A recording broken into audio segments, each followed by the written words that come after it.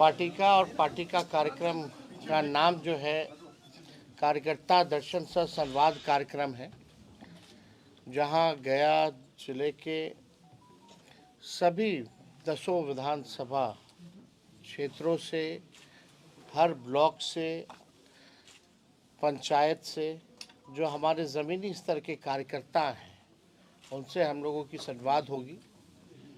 और संवाद का लक्ष्य यही है कि पार्टी के विचारधारा और संगठन को और कैसे ज़मीनी स्तर पर हम सब लोग जो है मिलकर के मजबूत करें और इसका विस्तार करें। पहली बार ऐसा कार्यक्रम है जहां नेतृत्व जो है सीधे अपने बूथ स्तर के, पंचायत स्तर के कार्यकर्ताओं से संवाद करेंगे। जो कमी बेसी होगी पार्टी उसको दुरुस्त करेगी। और अलग अलग विधानसभा क्षेत्र है, बड़ा जिला है गया, अलग अलग जगहों की अलग अलग समस्याएं होती हैं, लोकल इश्यूज़ होता है, उससे भी हमारे स्थानीय जो कार्यकर्ता हैं उन समस्याओं से भी जो है अवगत कराने का काम करते हैं। तो इस क्रम में हम लोग जो है गया आए हुए हैं और मुझे विश्वास है कि पार्टी जो है और संगठन के रूप में और जो है मजबूत भी होगी और इसका विस्तार भी बूथ लेवल तक जो है होगा, वार्डों तक जो है इसका हम लोग विस्तार करने का काम करेंगे। नीति आयोग का रिपोर्ट है, उसमें नीति आयोग की रिपोर्ट में देखिएगा बिहार जो है बेरोजगारी में, गरीबी में, पलायन में अव्वल राज्यों में है। महंगाई सबसे बड़ी समस्या है, पूरा बिहार लगभग हम लोग घूम लिए, इसके बाद 4-5 ही जिला बचेगा। महिलाओं से भी हम लोगों का संवाद चल रहा है और महिलाओं का यही कहना है कि महंगाई की मार जो है वो लोग झेल रही हैं, हर चीज़ महंगा हो गया है, लोग जो है परेशान हैं, छात्र नौजवान परेशान है पेपर लीक से, नौकरी नहीं है, बेरोजगारी चरम पर है। थाना ब्लॉक चले जाइए तो बिहार जो है भ्रष्टाचार के मामले में ये गंगोत्री बन चुका है। हर लेवल पर करप्शन जो है नीतीश जी के राज में चरम पर पहुंच चुका है। लोग भ्रष्टाचार से, घूसखोरी से लोग जो है परेशान हो चुके हैं। आप देखिएगा लॉ एंड ऑर्डर की स्थिति, तो अपराधी जो है बेलगाम हो चुके हैं। यहाँ क्रिमिनलों का डिसऑर्डर हो चुका है लॉ एंड ऑर्डर का। किसान जो है परेशान है, यूरिया खाद जो है मिल नहीं रहा, बिचौलिया जो है वो फसल ले रहे हैं, इससे भी बड़ी निराशा किसानों में भी है। हर एक वर्ग के लोग जो हैं इस मौजूदा सरकार से परेशान हो चुके हैं। जनता ने 20 साल मौका दिया, 20 साल कोई मामूली समय नहीं होता, और 11 साल केंद्र में। यहाँ बिहार के भी मंत्री हैं केंद्र में, आप देखिएगा लगातार डबल इंजन की सरकार चल रही है, 2-2 उप मुख्यमंत्री हैं, फिर भी इस सरकार में कोई काम नहीं हो रहा। हम लोगों का जब 17 महीने जो कार्यकाल था,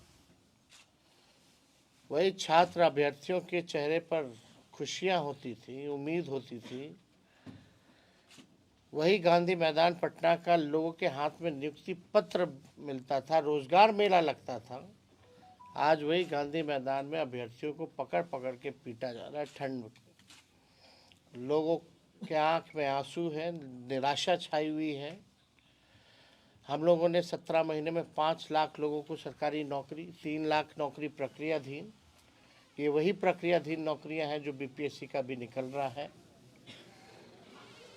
4.5 लाख नियोजित शिक्षकों को हम लोगों ने राजकीय कर्मी का दर्जा हम लोगों ने दिया। आईटी, स्पोर्ट्स, टूरिज्म पॉलिसी हम लोगों ने बनाया। गया के लिए हम सब लोगों ने, आप जानते हैं कितना रोड, पुल, पुलिया हम लोगों ने देने का काम किया। विष्णुपद जो मंदिर है उसका भी जो ओवरब्रिज जो बनना है, जो और उसका सौंदर्यीकरण जो करना है, इंफ्रास्ट्रक्चर बेहतर करना है, वो हमारे डिपार्टमेंट से ही किया जा रहा है। कई बार हम लोगों का गया भी आना हुआ, टूरिज्म के क्षेत्र को लेकर के जो भी हम लोगों ने किया, जो फंड हम लोगों ने अलॉट किए गया में, उसमें भी हम लोगों ने विशेष तौर पे यहाँ का ध्यान रखा। आप लोग देखिएगा, जितने जीविका आंगनबाड़ी हो, तालमी मरकज़ हो, विकास मित्र हो, टोला सेवक हो, शिक्षा मित्र हो, ममता आशा, इनके आय को भी हम लोगों ने दुगुना किया उस 17 महीने की सरकार में। 50,000 करोड़ का निवेशकों को बुला करके हम लोगों ने MOU साइन कराया उस 17 महीनों में। पहली बार देश में जाति आधारित गणना हुई उस 17 महीने में, और पहली बार देश में सबसे ज़्यादा 75% आरक्षण की सीमा हम लोगों ने बढ़ाने का काम किया। 65 + 10, 10% EWS का एज इट इज़ हम लोगों ने रखा। तो जो काम उस 17 महीने में हुआ, आज 1 साल से ज़्यादा हो गया इस NDA सरकार को। 2 बीजेपी के उप मुख्यमंत्री हैं, यहाँ के केंद्र मंत्री हैं। एक उपलब्धि अगर कोई बता दे उन लोगों की तो बात हो, लेकिन मौजूदा सरकार में कोई उपलब्धि नहीं। कई जगह यूनिवर्सिटी में जितने प्रोफेसर्स वगैरह हैं, उनको सैलरी समय पे नहीं मिल रहा। 4-4 महीना हो गया, 5-5 महीना हो गया। मुख्यमंत्री यात्रा पे निकलते हैं तो 3 बार तो नाम बदला जाता है यात्रा का, लेकिन ताज्जुब की बात है कि अपनी जनता मालिक से संवाद करने के लिए 2 अरब 25 करोड़ 78 लाख रुपए खर्च करना पड़ रहा है। बिहार गरीब राज्य है। हम लोगों की शुरू से मांग रही थी कि भाई बिहार को विशेष राज्य का दर्जा दीजिए, विशेष पैकेज दीजिए। वही बात नीतीश जी कहते थे कि बिहार को मिलना चाहिए, नहीं तो हम पद यात्रा निकालेंगे। आज तो खुद वो सरकार में बैठे केंद्र में, तो देगा कौन? आज विशेष राज्य के दर्जे के बारे में क्यों नहीं चर्चा होती है? और ये जो यात्रा पे आप कहते हैं गरीब राज्य है, 2 अरब 25 करोड़ 78 लाख रुपए आप खर्च कर रहे हैं, और वो भी ग्रामीणों से नहीं मिलते, ना जनता से मिलते, ना संवाद करते। वही पटना में जो चंद अधिकारी हैं रिटायर्ड वगैरह, उन्हीं को लेकर के घूमते हैं। तो ये पैसा जो है अधिकारियों की लूट की छूट की यात्रा है। ये प्रगति यात्रा नहीं, ये दुर्गति यात्रा है। कई मुख्यमंत्री जाते हैं, सजावट हो जाती है, टेम्पररी पे भाड़ा पे सामान ले आया जाता है, फिर उठा करके ले जाया जाता है। कितने तस्वीरें आप लोगों ने दिखाने का काम किया है कि क्या स्थिति रही, और किससे संवाद कर रहे हो? पत्रकारों से अगर वो कुछ कहना भी चाहते तो 2 मंत्री जो है, एगो रिटायर्ड अधिकारी खींच के ले जाता है, चलो चलो हो गया, बहुत हो गया। वीडियो है, हमने ट्विटर पर डाला है, आप लोगों ने भी देखा होगा उस वीडियो को। तो ये स्थिति है। तो इन लोगों के पास कोई विजन नहीं है, कोई रोड मैप नहीं है, इन लोगों के पास कोई ब्लूप्रिंट नहीं है कि बिहार को आगे कैसे ले जाए। नीतीश कुमार जी थके हुए हैं, इस टायर्ड, और गवर्नमेंट रन कर रहे हैं रिटायर्ड अधिकारियों के साथ। और पूरे बिहार में DK बॉस ही असली सुपर CM है। DK बॉस जो है वही सुपर CM है। और आप कह सकते हैं कि जितना ब्लॉक थाना में भ्रष्टाचार हो रहा, ही इज़ द बेनिफिशियरी। वही बेनिफिशियरी है। जो ट्रांसफ़र पोस्टिंग का जो खेला बिहार में हो रहा है, उनके बेनिफिशियरी वही है।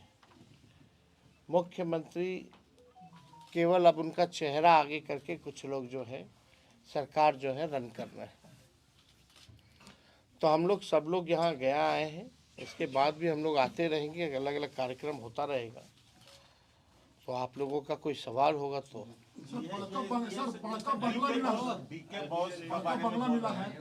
डीके बॉस के बारे में बोल रहे हैं, खुलासा आज नहीं, आने वाले समय में हम ज़रूर करेंगे, और हमारे पास एविडेंस है, पुख्ता चीज़ें कैसे ये खेला हो रहा है, DK बॉस कैसे वसूली हो रहा है, DK टैक्स कैसे लग रहा है बिहार में, इसके बारे में ज़रूर सबके सामने सार्वजनिक हम ज़रूर करेंगे। ये सर दिल्ली में आरजेडी की भूमिका क्या है?